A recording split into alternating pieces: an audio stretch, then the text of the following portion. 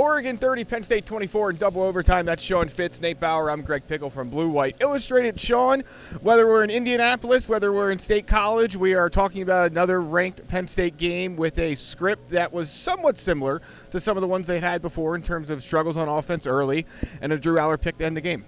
Here we are again, right? It's somewhat similar is kind of loose because you look at the Penn State offensive output in pretty much all of its big games. Nate, I'm sorry if I'm stealing your mojo here. And it's pretty much the same. Penn State was sleepwalking through three quarters once again. To their credit, kicked it in gear in the final quarter, and then in overtime scored right away. Unfortunately, threw the pick on the first play of the second overtime, but you can't have that. I mean, you had an opportunity there with an Oregon team that you kept a lid on. Jim Knowles, I thought, did a fantastic job keeping a lid as long as he could. And he held that back. The dam kind of burst in the second half, but not totally. As Penn State, as was evidenced by Penn State coming back and forcing the overtime game. Again, moral victories, character, all that stuff. It doesn't equate in a win on the score on the stat sheet in the records, and that's really what Penn State continues to be eluded by. Nate, just give me your initial thoughts of this one. Obviously, I'm sure you could go any number of different directions, so take it away, buddy. It's a choose-your-own-adventure Saturday night at Beaver Stadium. Yeah, I'm not sure how much time we have. I thought Dante Moore made plays, and I thought Drew made some plays in the fourth quarter. Right. Not enough plays, and so. And I said this, but even in the first half, when Penn State did score 3 points and was kind of threatening, right, when they punted in the short field and, had moved the ball somewhat,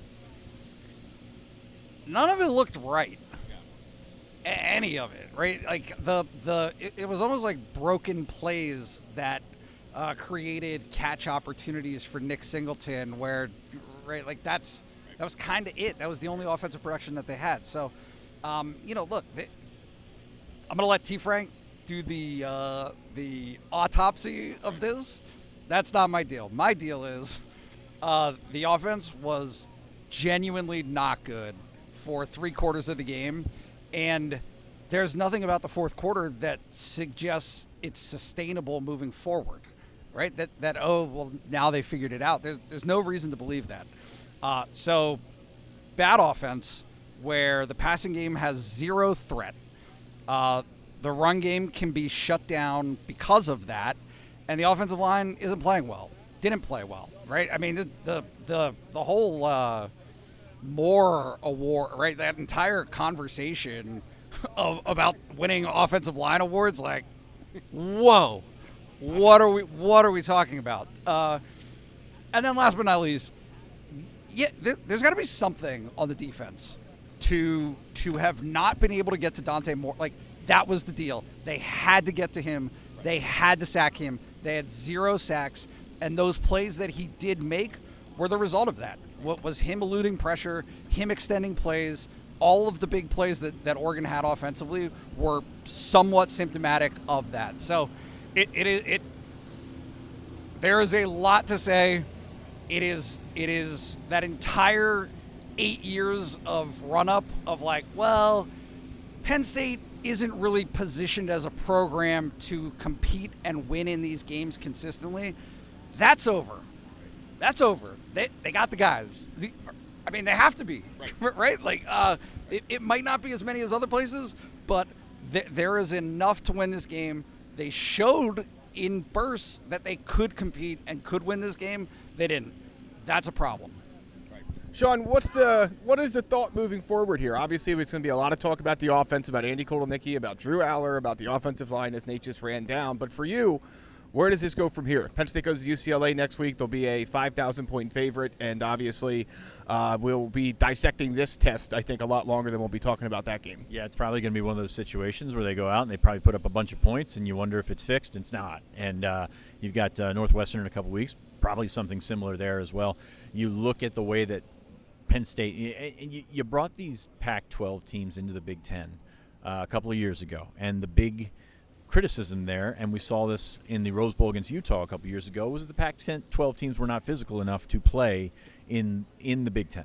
Oregon was a bit of an exception, but still, you saw last year there was proof of concept. They went out to Indy. Penn State put up a lot of points. Penn State ran the ball really well. Oregon came out and put it to them on both lines. Like it was not a situation where this was a creative mismatch or anything, or Oregon did anything that Penn State was not expecting, except they smacked them in the mouth. Penn State's offensive line, again, what Nate said, completely underperformed, and that's probably the nicest way they're going to hear about it. So you're looking at that. You're also looking at situational football just not coming to fruition for Penn State. The middle eight is something that they just preach in and out. You get the ball back with 4 minutes, 3.5 minutes left in the first half. You have an opportunity to get a score, whether it's a field goal, whether it is a touchdown, whatever, and that's nothing. Because on the back end of it, you were getting the ball back at halftime too. So that's an opportunity to extend a lead. Right. But when you can't get out of your own way, when you are a mess in every single facet of what you're trying to do on offense, it's really, really frustrating. It's frustrating to watch. I'm sure it's frustrating to play.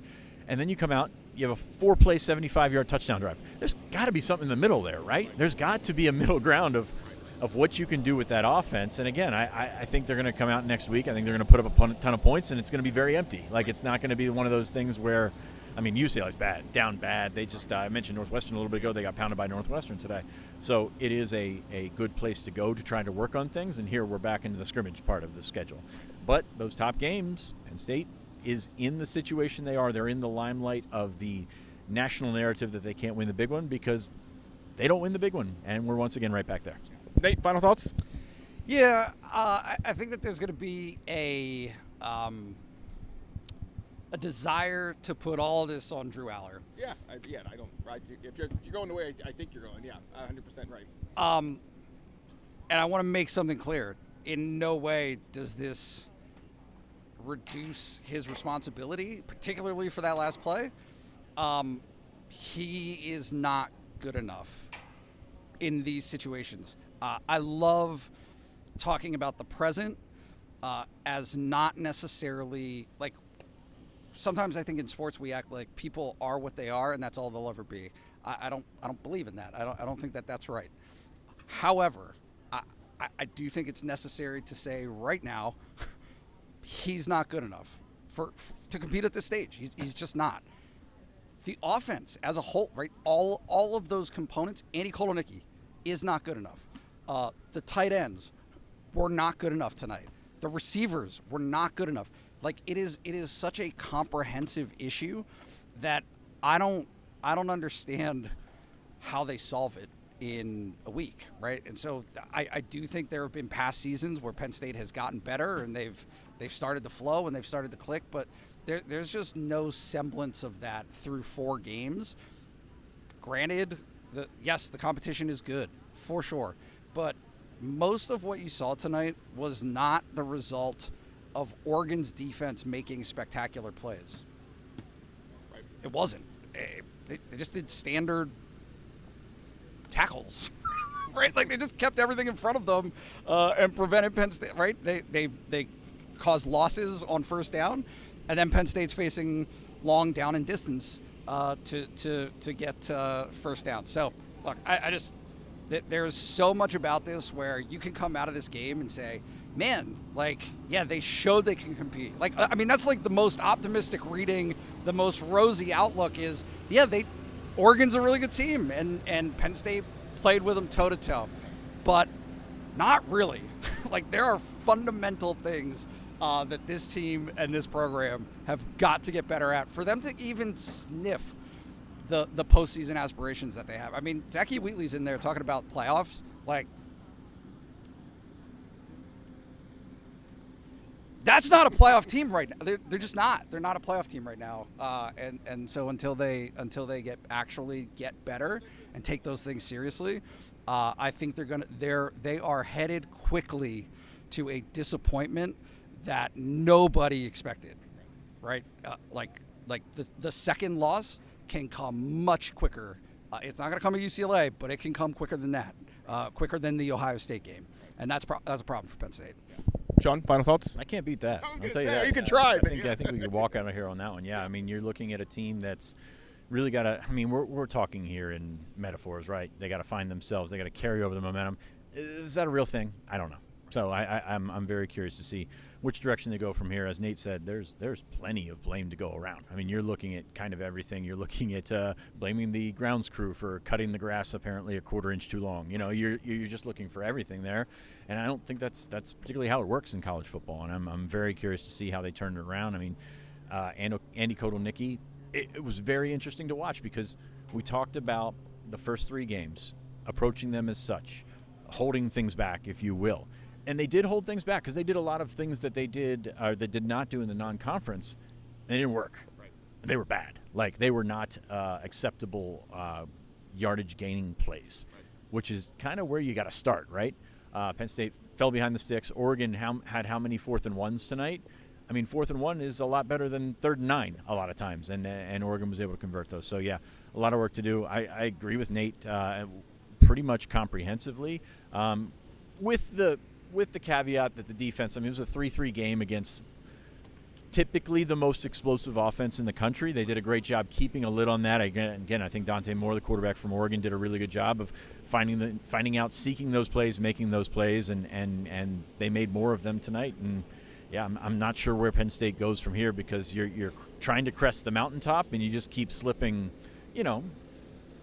50 feet from the top, and that's kind of where everyone sees Penn State, and rightfully so. All right, that's Nate Bauer, Sean Fitz, Blue White Illustrated, $1 a week for the first year. We'll catch you guys next time. Penn State 30, Oregon 30, Penn State 24. Let's get out of here, guys. Have a good night.